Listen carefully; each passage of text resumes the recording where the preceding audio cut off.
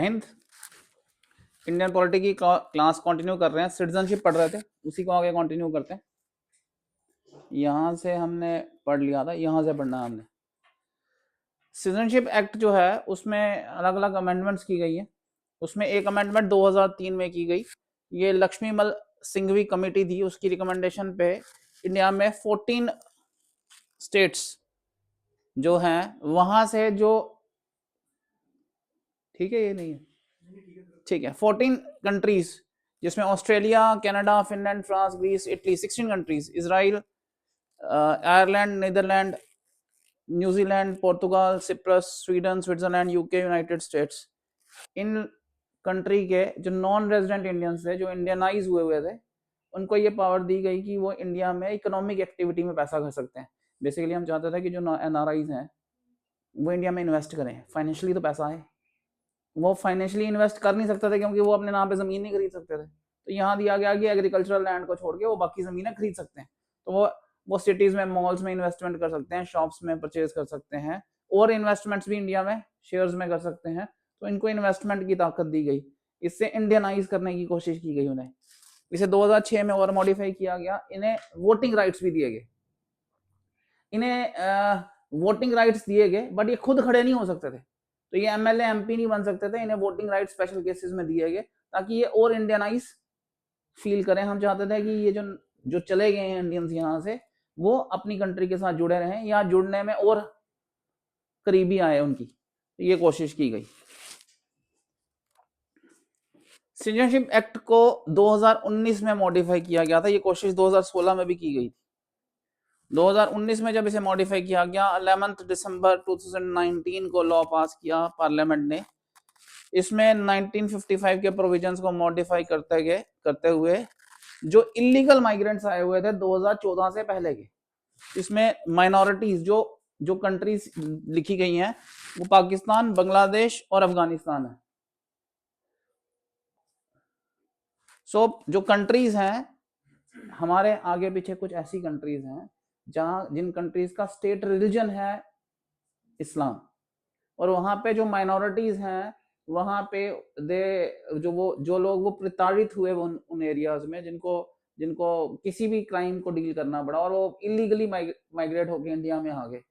वो जो illegal migrants हैं वो हमारे पास वॉर्स के टाइम पे आए, हमारी 71 की वॉर हुई, 65 की वॉर हुई, उसमें भी वो माइग्रेट होके आए हुए हैं। अब वो लोग गए नहीं है यहाँ से। सो ऐसे इलीगल माइग्रेंट्स जो थे, हिंदू, सिख, बुद्धिस्ट, जैन, पारसी, क्रिश्चियन, जो कि अपनी जिन कंट्री से आए हैं वहां पे वो माइनॉरिटीज हैं, उनमें से 3 कंट्रीज को लिया गया, पाकिस्तान, बांग्लादेश और अफगानिस्तान। वहां से जो ये इलीगल माइग्रेंट्स आए हैं इनको सिटीजनशिप देने के प्रोविजंस बनाए गए, और ये किया गया दिसंबर 2014 से शुरू किया, से पहले वाले सारे इनके लिए किया गया। ये 2019 में किया गया था, ये 16 में भी लाया था बिल, बट ये बिल जो है अल्टीमेटली पास नहीं हुआ था 2016 में, उससे जब 2019 में दोबारा लाया गया तब पास किया गया। देखिए गवर्नमेंट के पास बहुत सारे अनकंफर्टेबल कंडीशंस होती हैं। हमारे पास ऐसे इलीगल माइग्रेंट्स हैं इंडिया में जो लीगली किसी वर्क में इन्वॉल्व नहीं हो सकते, और वो इलीगल एक्टिविटीज में इन्वॉल्व हो जाते हैं क्योंकि लीगल वर्क वो कर नहीं सकते, खुद ही वो इलीगल है इंडिया में। तो ऐसे इलीगल एक्टिविटीज को रोकने के लिए कुछ ना कुछ कंफर्टेबल पोजीशंस बनानी पड़ती हैं। जैसे अभी हमने बांग्लादेश के साथ जो अकॉर्ड किया था लैंड चेंज का, उसमें भी मैंने बताया कि आपको कि उन्होंने ये राइट्स दिया कि आप बांग्लादेश में रहना चाहते हैं या इंडिया में रहना चाहते हैं, लोगों को ये राइट दिया गया, पूछा गया उन्हें कि आप कहाँ रहना चाहते हैं। तो गवर्नमेंट पब्लिक फ्रेंडली होती है, लोगों के लिए लॉज बनाती है। लॉज ऐसे नहीं होते कि किसी को नुकसान पहुंचाने के लिए बनाए, लॉज इसलिए बनाए जाते हैं कि किसी का फायदा किया जा सके, लोगों को, जनरल पब्लिक को नुकसान ना हो, फायदे के लिए बनाया जा सके। तो ये उस इलीगल स्ट्रक्चर को जो कि बन चुका था बहुत बड़ा, उसको खत्म करने के लिए ये लॉ बनाया गया। पॉइंट समझे जी आप? सिटीजनशिप कैसे एक्वायर कर सकते हैं? हम सिटीजनशिप ले सकते हैं इंडिया में। आपको सिटीजनशिप 5 तरीके से मिल सकती है। आप इंडिया में पैदा हो, उसमें कुछ रूल्स हैं। आप इंडिया से बाहर पैदा हो, इंडियन हो, तो कुछ रूल के रेगुलेशंस हैं। एक बाय बर्थ हो गया इंडिया में, एक बाहर, इंडिया के बाहर हो गया बाय डिसेंट, वो बाय डिसेंट हो गया। आप इंडिया के आपके दादा परदादा जो है वो आपके पूर्वज जो थे वो इंडियन थे, आप बाहर सेटल हो गए, वहां के सिटीजन बन चुके हैं, अब आप इंडिया की सिटीजनशिप लेना चाहते हैं तो ये बाय रजिस्ट्रेशन होता है, आपको रजिस्ट्रेशन करानी। कोई फॉरेनर इंडिया की सिटीजनशिप लेना चाहता है तो उसे बाय नेचुरलाइजेशन करनी पड़ती है, उसका एक अलग प्रोसीजर है और उसमें एक ओथ भी लेनी होती है बाद में कि मैं इंडिया के कॉन्स्टिट्यूशन को अवॉइड करूंगा। पांचवा केस है जहां पे गवर्नमेंट के पास अपने प्रोविजंस हैं, जहां वो प्रोविजंस बनाती है कि किसको दी जाएगी किसको नहीं दी जाएगी। छोड़ने के इसी तरह 3 तरीके हैं, आप खुद लिख के छोड़ दें कि मैंने छोड़नी है, मुझे नहीं चाहिए, उसे रेनाउंसिएशन बोलते हैं। आप किसी कंट्री की ले लें तो अपने आप इंडिया की खत्म हो जाएगी, वो टर्मिनेशन। कई जगहों पे पार्लियामेंट के पास पावर है कि वो भी आपको वहां निकाल सकती है, तो वो डिटेल में हम अब पढ़ेंगे, ठीक है। सो बाय बर्थ 26 जन 1950 से लेके जून 30 1987 तक जिसने इंडिया में जन्म लिया, उससे पहले भी उसको सिटीजनशिप दे दी हमने।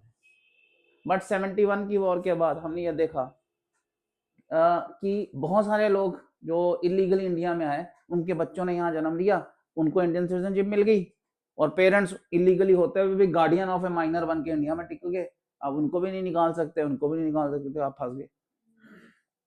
पॉइंट समझ आया?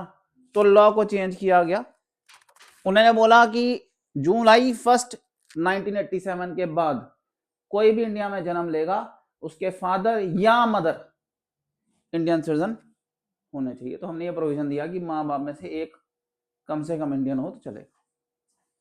3 दिसंबर 2004 को हमने इसको भी मॉडिफाई किया है, हमने बोला इंडिया में कोई जन्म ले उसके दोनों पेरेंट्स इंडियन होने चाहिए, और अगर एक इंडियन है तो दूसरा इलीगली आया हुआ नहीं होना चाहिए। एक दोनों पेरेंट्स इंडियन होने चाहिए, दूसरा इलीगल माइग्रेंट नहीं होना चाहिए, ठीक है। ये कंडीशंस फॉरेन डिप्लोमेट्स के जो बच्चे हैं या जो जन्म लेते हैं उन पे नहीं लगती है, तो जो वो यहाँ रहते हैं वो किस कंडीशन में उनके ऊपर नहीं लगती है। सितंबर 2013 में बॉम्बे हाई कोर्ट ने जजमेंट पास की, उसमें कहा गया कि आपके पास बर्थ सर्टिफिकेट है या पासपोर्ट है या आधार कार्ड है, ये एनफ ग्राउंड नहीं है कि आप इंडिया के सिटीजन हैं। तो सिटीजनशिप होने के लिए ये खाली ही यही ग्राउंड्स नहीं है, आपके कंडीशंस को फॉलो करना बहुत जरूरी है। आप किसी तरीके से आधार कार्ड बना लेते हैं तो आप सिटीजनशिप थोड़ी मिल गई आपको। पॉइंट समझ आ रहा है आपको? बात समझ आ रही है? ठीक है। आप बर्थ सर्टिफिकेट ले लेते हैं, पासपोर्ट ले लेते हैं, उससे आपकी कंडीशंस नहीं बन जाती हैं जब तक ये कंडीशंस फॉलो नहीं होती। तो प्रोविजंस का ध्यान रखना जरूरी है। बाय डिसेंट, एक person born in India on और आफ्टर Jan 26 आउटसाइड इंडिया, अगर कोई आप इंडिया से बाहर जन्म लेता है, ठीक है, 26 जन 1950 से के बाद से इन्होंने ये 10 दिसंबर को मॉडिफाई किया, 10 दिसंबर 1992 तक। उस टाइम तक ये था कि आप इंडिया से बाहर जन्म लेते हैं, आपके फादर इंडियन सिटीजन हैं तो आपको इंडियन सिटीजनशिप मिल जाएगी, पापा के ऊपर, ठीक है। मगर उसमें वुमेन राइट्स की काफ़ी प्रॉब्लम्स आ रही थी।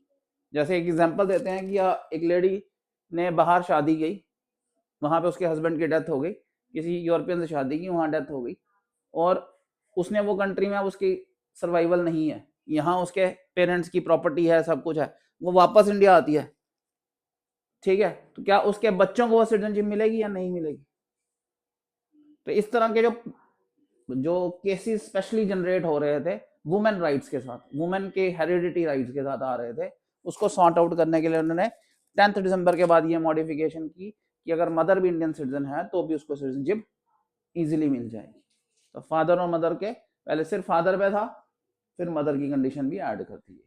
इसको भी उन्होंने 2004 में मॉडिफाई कर दिया, उन्होंने बोल दिया कि अगर कोई यहां से बाहर जन्म लेता है, ठीक है, आपको उसकी बर्थ को वहां के कॉन्सिलिएट में रजिस्टर करवाना पड़ेगा with in period of 1 year, और अगर आप नहीं कराते हैं, 1 साल से ऊपर हो जाता है, तो फिर आपको स्पेशल परमिशंस लेनी पड़ेंगी सेंट्रल गवर्नमेंट से। ये बाय बर्थ और bye decent. By birth means India में क्या क्या कंडीशंस में मिलेगी, इंडिया से अगर बाहर जन्म ले तो कौन कौन सी कंडीशंस में इंडिया की सिटीजनशिप मिलेगी, ये दोनों कंडीशंस जो है नेचुरल सिटीजन कहलाते हैं, right. Bye registration, central government register कर सकती है किसी को भी सिटीजन ऑफ इंडिया अगर वो इंडियन ओरिजिन का है। मैंने आपको बताया दादा परदादा वगैरह इंडियन थे, वो इंडियन ओरिजिन का है और ये करने से पहले वो 7 साल इंडिया में रह रहा था। फिर इसमें और बहुत सारी कंडीशंस हैं, ठीक है। अनडिवाइडेड इंडिया के टाइम वो किसी कंट्री पार्ट का हिस्सा था, उस कंडीशन में हो सकते हैं। ये हमारे इंडियन ओरिजिन की डेफिनेशन है। इंडियन ओरिजिन का क्या मतलब है? अगर पर्सन मैरिड है सिटीजन ऑफ इंडिया को और ऑर्डिनरी रिजाइड कर रहा है इंडिया में for 7 years before making this application, किसी सिटीजन का बच्चा है, हो सकता है वो अब चले गए हों या ऐसा कंडीशन हो, उनका बच्चा माइनर बच्चा, फुल एज और कैपेसिटी का बच्चा है, 18 से ऊपर साल का बच्चा है, रजिस्टर्ड है, सिटीजन ऑफ इंडिया है, उनका बच्चा हो सकता है, ठीक है। फुल एज और capacity either of his parents earlier citizen of independent India थे और या इंडिया में रिजाइड कर रहे थे बिफोर मेकिंग दिस एप्लीकेशन, या फुल एज और कैपेसिटी का है 5 year ओवरसीज, एक और कैटेगरी है हमारी ओवरसीज सिटीजन ऑफ इंडिया। इसमें हमने कुछ उनको और प्रोविजंस दिए हैं, जैसे हर बार आपको अपना वीजा नहीं लगवाना पड़ता, उसमें कुछ एक्स्ट्रा प्रोविजंस हैं जो हमने ओवरसीज सिटीजन्स को दिए हुए हैं, तो वो उस कैटेगरी में 5 year के ऊपर बात आ जाती है। तो काफी सारी कंडीशंस हैं जिनमें से आप फॉलो कर सकते हैं। बेसिक पेपर में इसको नहीं पूछेंगे, बेसिक पेपर्स में इस लेवल तक डिटेल में, इसलिए इसको सुपरफिशियली ही करा रहा हूँ। बेसिक पेपर में आपको सिर्फ ये पूछा जा सकता है कि बाय बर्थ की कैटेगरी में किस किस डेट की क्या इंपॉर्टेंस है, जो भी हमने की, बाय रजिस्ट्रेशन में क्या क्या होता है, ठीक है। फिर अगर आप बाहर डिसेंट से हैं तो क्या क्या कंडीशन है, तो बेसिक कंडीशंस पे ही क्वेश्चन आएगा, आपको इस डेप्थ पे क्वेश्चन नहीं आएंगे, इसलिए इसको सुपरफिशियली ही बता रहा हूँ।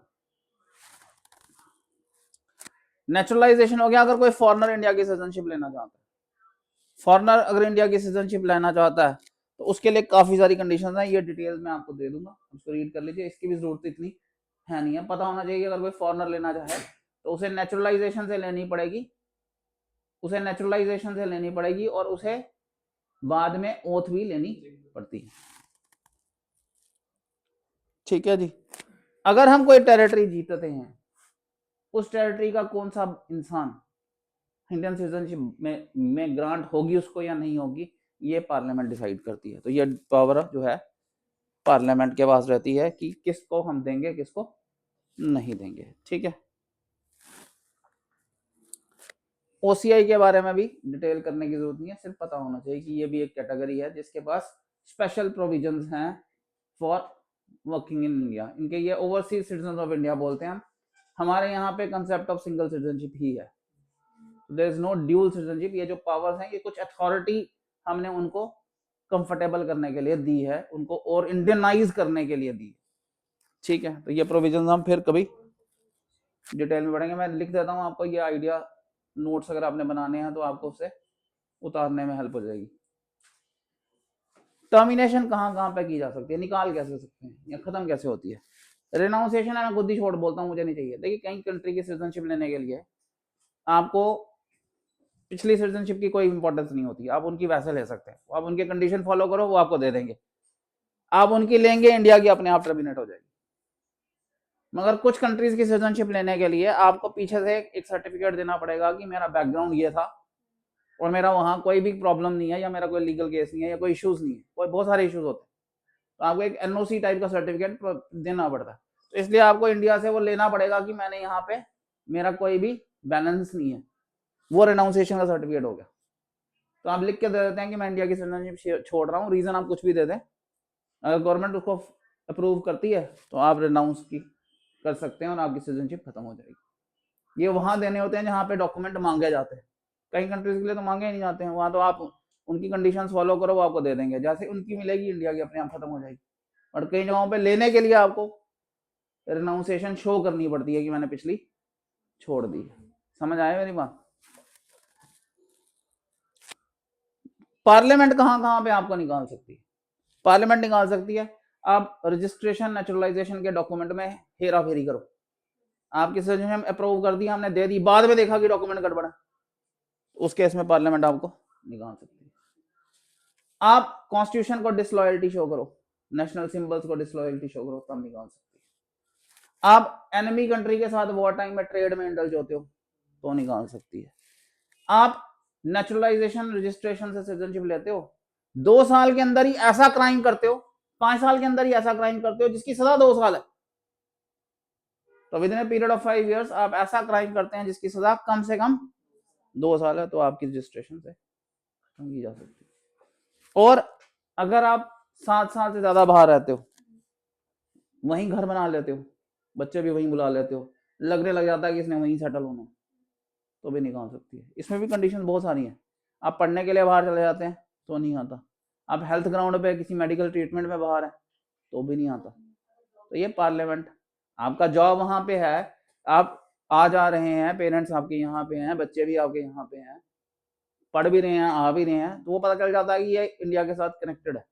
बट आपने वहां पे अपने बच्चे सेटल कर लिए, घर भी खरीद लिया, पता चल जाता है कि ये इंक्लाइंड अब वहां की तरफ हो रहा है, तो पार्लियामेंट अप्रूव कर सकती है 7 साल के बाद आपका सिटीजनशिप का रिमूवल। ये स्पेसिफिकली कहीं इश्यूज में डील किया जाता है, ऐसे कोई इन्वॉल्वमेंट नहीं होती। हाँ जी बताएं सर। वो 5 साल के लिए बोलते हैं ना, वापस रिन्यू करवाना पड़ता है जो भी वीजा बंदा बाहर गया वो वीजा की गाइडलाइंस अलग हो गई, ये सिटीजनशिप का रिमूवल है। सिटीजनशिप वीजा लेना और सिटीजनशिप लेना अलग अलग चीजें हैं। सिटीजनशिप वीजा लेना तो बड़ा आसान काम है, सिटीजनशिप के लिए तो बड़ी गाइडलाइंस फॉलो करनी पड़ती है। पॉइंट समझ आया जी आपको? 2019 तक जो पुरानी J&K स्टेट थी, ठीक है, इसके पास काफी राइट्स थे, ये डिफाइन कर सकती थी परमानेंट रेजिडेंट कौन से हैं इसके, स्टेट के पास राइट था।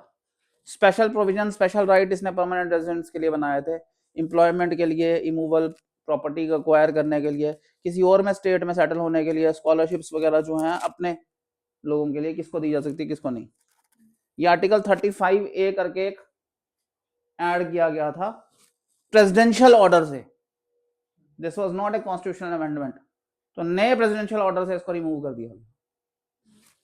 तो प्रेसिडेंशियल ऑर्डर पास हुआ, उसके बाद आर्टिकल 370 को मॉडिफाई करते हुए जो स्पेशल स्टेटस इसके अंदर अवेलेबल था वो सब अबॉलिश कर दिया गया, और कॉन्स्टिट्यूशन का application to Jammu and Kashmir order pass हुआ 2019, इसने पिछले ऑर्डर को सस्पेंड कर। असम का भी हमारा अकॉर्ड हुआ है, ठीक है, स्पेशल प्रोविजंस हैं। Jan 1 1966 से पहले बांग्लादेश, ठीक है, बेसिकली क्या है, असम में भी बहुत सारे बांग्लादेशी सेटल हो गए, तो हमें उनको भी क्लीन करना पड़ा कि कौन से, अब कोई सेटल होता है और पुराना सेटलमेंट है किसी, अब उसके घर उसके दादा ने यहाँ घर बनाया था, बच्चे भी यहीं पले हैं, सब यहाँ पढ़े हैं, अब उनको फॉरेनर्स की तरह ट्रीट करना बड़ा मुश्किल सा हो जाता है, क्योंकि पिछले 50 सालों में नहीं आपने ट्रीट किया, तो गवर्नमेंट एक बड़े अनबैलेंस स्ट्रक्चर में आ जाती है कि अब क्या किया जाए, तो उसमें ह्यूमैनिटी भी उसको शो करनी पड़ती है, लॉज भी मॉडिफाई करने पड़ते हैं, स्ट्रक्चर्स भी सुधन करने पड़ते हैं। पॉइंट समझ आ रहा है मेरी बात, समझ रहे हैं? ठीक है, all persons of Indian origin who come to Assam before Jan 1 1966 from Bangladesh, जो 1966 से पहले असम में आ गए थे और जो ऑर्डिनरी रिजाइड कर रहे थे असम में since the date of their entry into Assam, उनको सिटीजन माना जाएगा। तो हमने बांग्लादेशियों को ये राइट दिया, समझ रहे हैं? अब वो रह रहे थे ना भाई, अभी हमने उनको निकालने का कोई लॉ नहीं बनाया था, तो हमने पहले बनाया कि इस डेट से पहले वाले तो चलो हम जो रह रहे हैं वो तो है ही। फिर हमने बोला कि जो उसके बाद आए हैं Jan 1 1966 से 25 मार्च 1971 तक, ठीक है, इनको अपने को फॉरेन सिटीजन रजिस्टर कराना पड़ेगा, करानी पड़ेगी, ठीक है, ठीक है, जनरल पर्पस के लिए इनको सिटीजन ही माना जाएगा, ठीक है, 10 साल तक ये इसी कंडीशन में रहेंगे और उसके बाद इनकी सिटीजनशिप अप्रूव कर देंगे। अब देखो हमने जो जो जब आ गए उसके बाद वाले, उनके लिए भी हम कितना ह्यूमनाइज्ड स्ट्रक्चर है देखो, नहीं तो ये तो मारने काटने को डाल सकते हैं, कितना ह्यूमनाइज होता है। गवर्नमेंट को बहुत चीजें देखनी पड़ती हैं, ऐसे कोई हथकंडे से काम नहीं होता ना, ये उसको भी उन्होंने किया, ठीक है। इस पीरियड में सिटीजनशिप वाले सारे राइट्स मिलेंगे उन्हें, जिनको कराना पड़ेगा। वो पीरियड कौन सा रखा उन्होंने, Jan 1 1966 से 25 मार्च 1971 के बीच में जो आ गए, इसमें भी बहुत सारी माइग्रेशन हुई थी, वो सारा को एक तरह का टेम्परेरी सिटीजनशिप दे दिया।